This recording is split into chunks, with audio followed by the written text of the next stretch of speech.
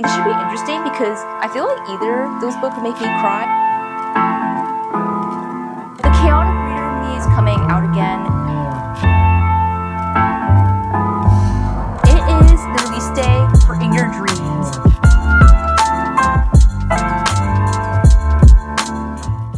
Hello readers, and welcome back to another fully booked vlog. I know it's been a while since I've done the last one, but I'm glad to be back. I hope you all had a wonderful holiday season. For this vlog, we are going to be doing a weekly vlog this time, and just coming along with me as I do a couple last few Christmas activities, and also just kind of getting back to regular life, trying to reset a little bit before the new year starts, as well as do some reading for the last week of 2025. Also, update that I actually did finish The Holiday Switch this morning. I'm not going to say too much about it here. I think I'll save most of my thoughts for my next reading wrap-up, but I did end up landing on 3.25 stars for this one. Obviously, it's a super cute holiday romance if you are more into YA. It's just, this one pretty much just felt like all the other YA seasonal romances that I read this year. We follow two teenagers, well, I guess our MMC is in college, and then the FMC is still in high school, as they work together at this gift shop called the Bookworm Inn in her small town. We have some enemies to lovers, kind of a you've got mail trope almost going on in this book, but otherwise I'm not going to say too much because I feel like you guys should just really just go read this for yourselves. Again, I don't have too much to say except that it was cute, also no spice, so if you're looking for that type of holiday romance, there you go. Also, I will say that I did enjoy the touches of Filipino culture and traditions in this one because our FMC and MMC, as well as a couple of the other characters in the story, are supposed to be Filipino American, so I liked those elements that she put in. The author herself is also Filipino American, which is honestly pretty rare in the book space in general, if I'm gonna be honest, not even just in the romance space. So that made the book a little more fun. I'm not used to seeing certain terminology like Tito and talking about Noche Buena, which is a Filipino holiday tradition for those of you who aren't aware. So if you want to give that a try, there you go. So I actually had you guys secretly pick the next book that I was going to read with the Instagram poll that I posted the other day. So I put 2 winter reads for you guys to choose from because I've read quite a few Christmas books at this point in time and I'm getting a little bit tired, and I think I'm ready to start transitioning to the winter reads, especially with this weather going on outside right now. From the poll, I put up Winter Garden and Us Against You, and the winner of the poll was Us Against You with 60% versus 40% for Winter Garden. This should be interesting because I feel like either those books would make me cry, and I know that Us Against You is definitely going to make me shed some tears if it's anything like the first book. I have my copy here, and then I guess a reminder for anyone who hasn't read this series yet, this is the second in the Beartown series, and obviously if you haven't read it, I can't really say much more about this book, except that we're set in this small town somewhere in Sweden, and we follow this whole cast of characters. I'm pretty excited to dive back into this. I did read a short book summary earlier this morning, so I kind of have a better idea because you guys know how my memory is when it comes to reading book series, and I actually couldn't remember a couple of the plot details in the first book, but we're all caught up now. Also, I guess a quick little hack for those of you who read more books in the library like I do and you still want to be able to annotate and take notes, I would highly recommend getting some sort of sticky notes or tabs, preferably sticky notes that you can write on, put in. I just had a bunch of packs of sticky notes randomly sitting in my desk drawer and figured it was finally time to put them to good use. If you really want to make use, you could also get the translucent sticky notes. That was actually a little tip I picked up the other day from one of Jen and me's videos, which I found very helpful. But yeah, anyways, let's get started reading this, and I will see you guys in a bit when I have some updates.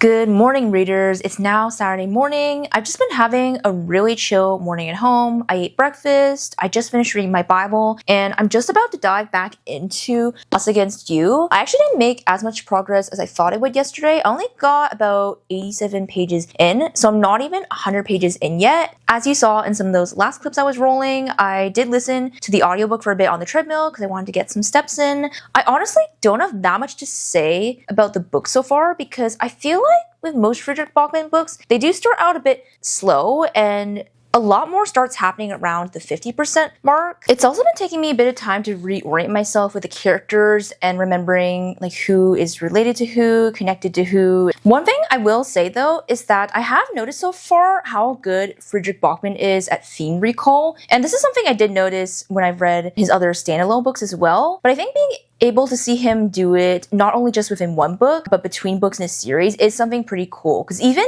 certain very particular phrases and words that he used in Beartown are being recalled in this book and making the readers remember just everything that happened and how events from the first book are still like sorely affecting the characters even in the present moment that we're in right now. So I think that's something that is pretty cool and that I am enjoying. Otherwise, the plans for today are really to stay home for the first half of the day. My husband does have lunch plans with a friend, so he's going to be out for a few more hours at this rate. And then as long as the weather holds up, we're hoping to go out later and see some holiday lights. There's actually a really big holiday lights display in Niagara Falls. It's supposed to be one of the biggest in Ontario, apparently, from what I read online. So I was hoping to go see that, but that is going to be a bit of a drive. Hoping the weather holds up because it's not supposed to snow today, but it is going to be really cold. So we are going to have to account for that in going out. But yeah, that's really it. I'm just going to get back into reading Us Against You, and I will see you guys when I have the next reading update.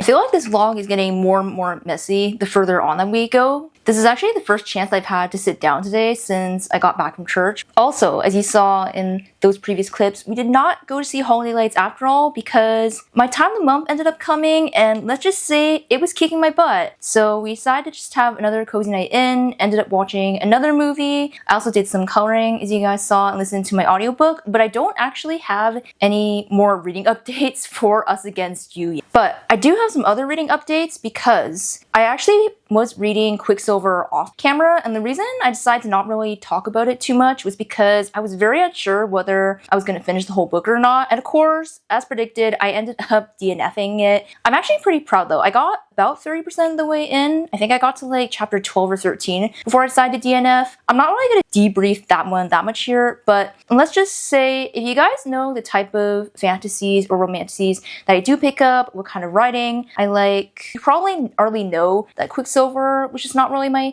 type of book. For now, I also wanted to add that I ended up starting another new book last night. I know I should really just focus on finishing Us Against You and kind of try to make this reading vlog more dedicated, but the chaotic reader in me is coming out again. So I ended up starting Any Trope But You, which as you guys know, it is the last book of my holiday TBR that I haven't picked up yet. Like I was telling you guys before, it's actually more of a winter romance. It's not necessarily a super Christmassy romance judging from the book description that I read. So I decided to start that one because I thought it'd be a nice time to read it with, like I said, this lovely weather that we've been having. The only thing I have really to say about it so far is that I can tell it's gonna be way more on on the rom-com side than the contemporary romance side, which is not bad because I actually feel like that's kind of what I'm in the mood for after having DNF'd Quicksilver and also trying to read Us Against You. I can tell the way the dialogue, even inner monologue, everything is written, it's just super rom-com-y. And I feel like one of the very obvious ways I can tell that a book feels more rom-com-y, at least this is my measure I think, is if I can picture the book or scenes in the book as a movie, and even from the very first chapter that I read last night, I could totally see it being a movie. It was a truly horrifying, but also very hilarious way to open the book, and I could definitely see them making it into a movie somehow if they ever did in the future. Yeah, other than that, I don't really have any more reading updates since I got home a bit later than usual from church today, so again, I haven't had much time to sit down. Hopefully I'll have a little more time later, but I do want to try and get an upper body workout in. Super random and haven't showed you guys, but I also need to, I think, redo my nails. I don't know why they're looking very blurry on camera. But also, before we continue on, I just wanted to show you guys, look at these socks. This was actually my early birthday gift, technically not a Christmas gift, but my parents just gave it to me since my birthday is so close to Christmas. But look at these socks that I'm assuming my mom found, which say, "My weekend is fully booked." And I don't think these are even custom socks. I don't know where exactly she found them. They're by some brand called Uptown Socks. Thank you for this gift, because I'm definitely going to be wearing these socks very soon. But anyways, let's get on with today. Try to continue reading for a bit, and I will probably see you guys next once my week has actually started.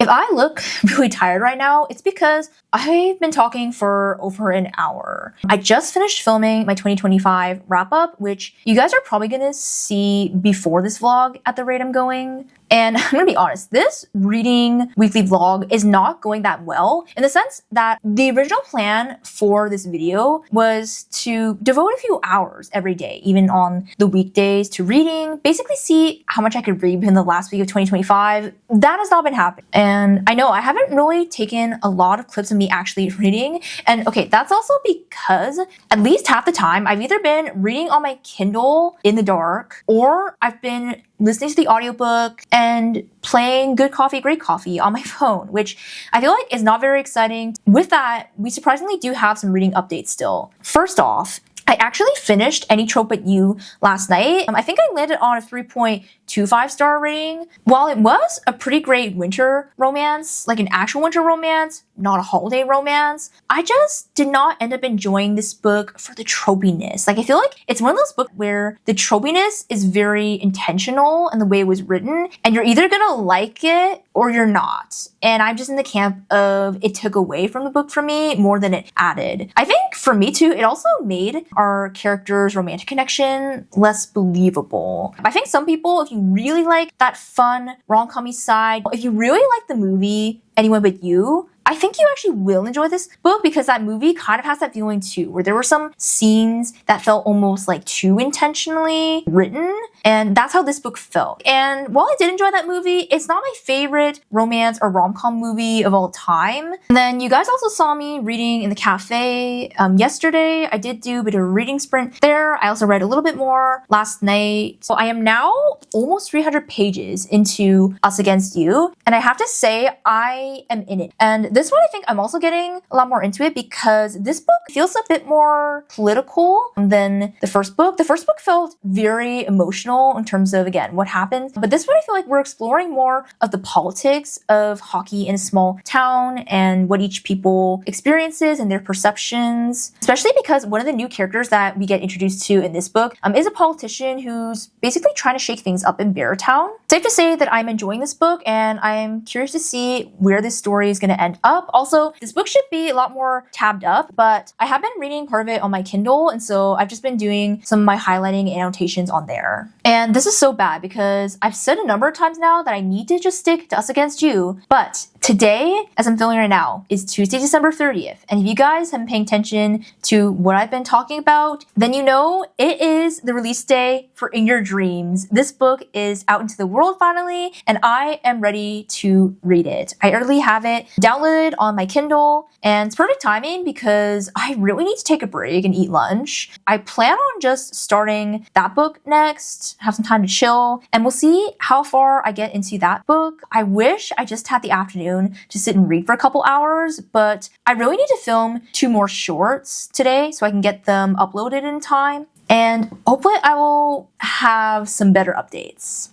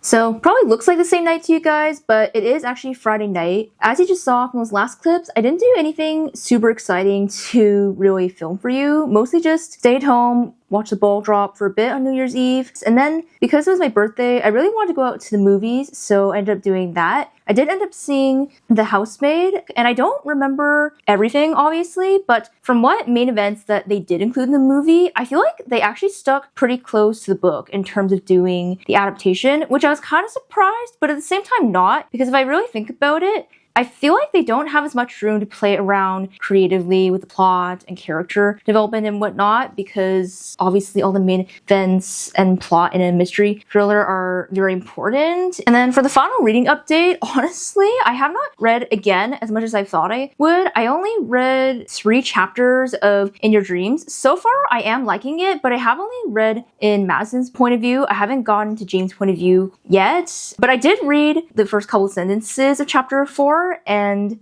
I can already tell that this is going to be really good in playing on the he fell first trope. And then otherwise, I actually did end up picking up an audiobook because I got on the treadmill yet again this afternoon. I ended up picking up Everything is Tuberculosis by John Green. It's basically a nonfiction book that he wrote last year on the whole scientific but also kind of cultural and political history of the disease tuberculosis, which I don't know much about, honestly, so I'm interested to learn. And a lot of people have been raving about this book, so I'm excited to continue that as well. Also, I finally finished Us Against You, and honestly, the reason I didn't film more clips of me finishing this book was because there was something tragic that happened within the last few chapters, and I actually started crying. Honestly, I still don't like filming myself while I'm crying, I realize, especially when there's sad tears, and trust me, the tears that were coming out during those final chapters were sad tears. I wasn't expecting him to throw in something tragic near the end of the book, but he did.